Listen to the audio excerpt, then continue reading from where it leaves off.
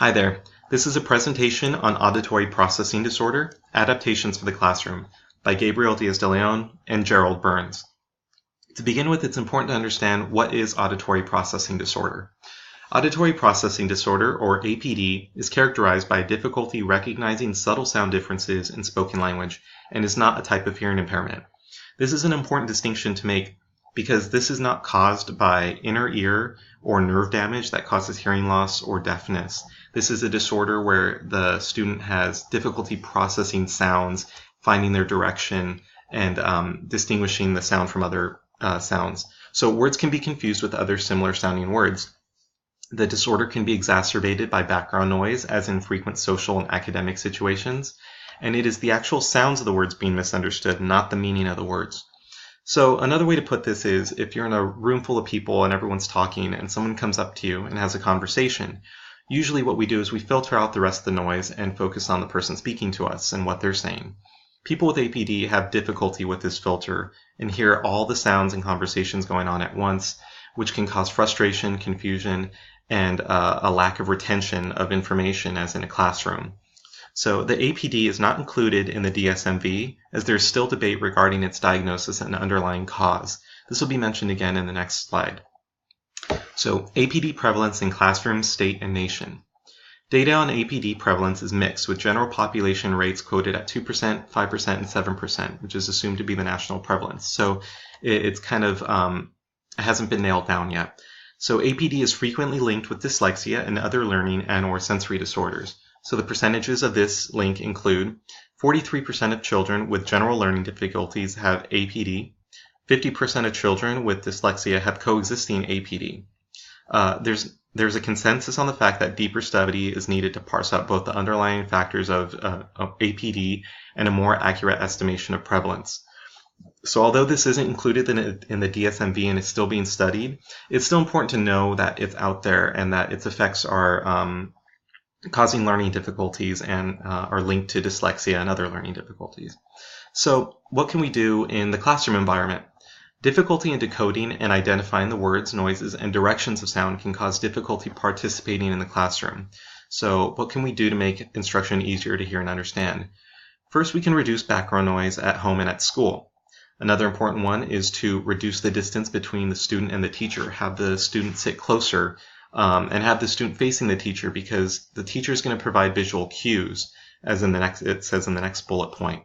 The student can see the teacher's face, their facial expressions, maybe the words they're speaking, and it's going to help them understand what's going on better.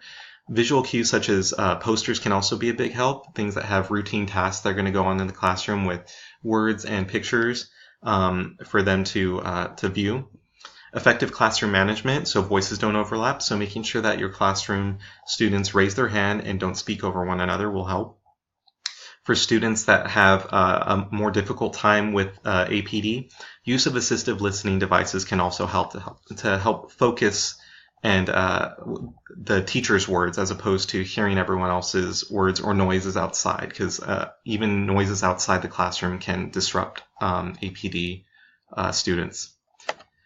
So academic instruction. Students with APD may need more assistance in addition to a helpful and inviting classroom environment. So even if you do everything that was mentioned in the previous slide, instruction can still provide extra strategies to aid in the alleviation of APD issues.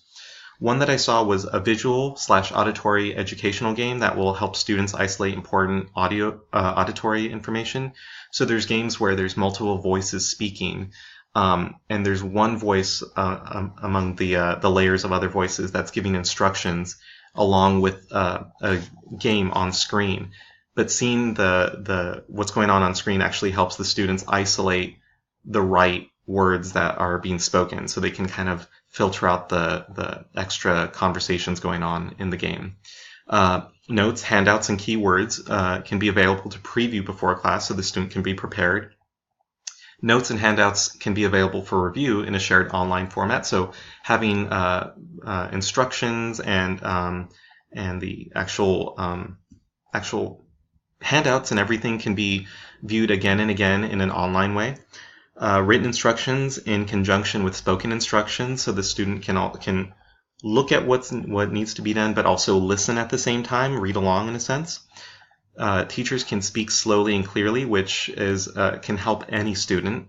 And also check for understanding often is a really, really big one. Even if you follow everything that I've mentioned so far, you need to make sure you're checking their understanding to make sure they're retaining everything. Social and behavioral strategies. Because of the difficulties APD students have, it can also cause problems in the social aspect of their lives. Having conversations with other students, with teachers, and with parents can lead to misunderstandings. As with the classroom, similar adaptations can be made in social situations. Same thing, reducing background noise, practicing social interactions and conversations, having them read dialogue from books read in pairs. Also paired and small group work so that the student is having help from others and being able to collaborate. Reducing overlapping voices, mentioned before. Provide written and spoken instructions for games for recess time or even free time, and have the student learn to practice repeating information such as names, dates, numbers, sequences, etc. So that's an important one. It kind of goes along with check for understanding. Have the student repeat all these things that need to be remembered because it's going to help their retention and information stick with them. These are the most important aspects of APD, and I hope you learned a little bit about it. At the end of the slide has our resources our references that we've used. Really great resources, so go ahead and check them out. Thank you.